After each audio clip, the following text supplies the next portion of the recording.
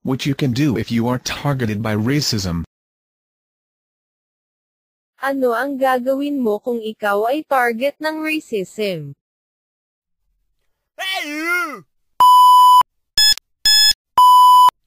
Did he say what I think he did?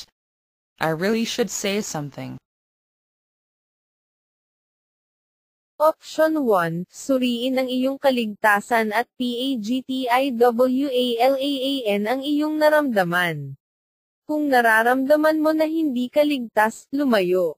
Laging magtiwala sa iyong mga nararamdaman. Hindi mo kailangang tumugon kaagad. Maaari kang umaksyon agad o hindi sa pangyayari, halimbawa, pag-report.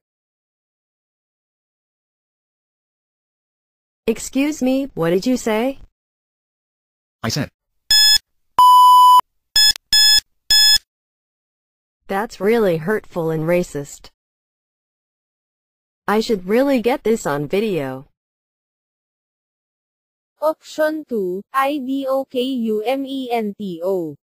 Laging dumistansya ng ligtas at gamitin ang iyong telepono upang i-record kung ano ang nangyayari. Tandaan ang taong nanghaharas sa iyo, ang petsa, oras, lugar, landmark o palatandaan, o iba pang mga saksi. I want to report that a customer was making racist remarks to me. Are you okay? Option 3, lumapit sa ibang mga tao sa paligid. Kumausap ng ibang tao, halimbawa, empleyado ng tindahan, guro, o iba pang testigo. Was that the guy that was harassing you? Yes. We don't tolerate rude and disrespectful behavior. You seem angry.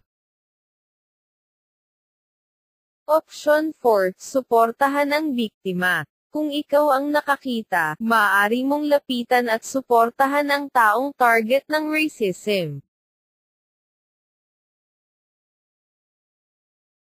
I'll walk you to your car. Thank you for your help. Option 5, I-report. I-report ang racist na pangyayari sa pamamagitan ng pag-text sa 1-587-507-3838.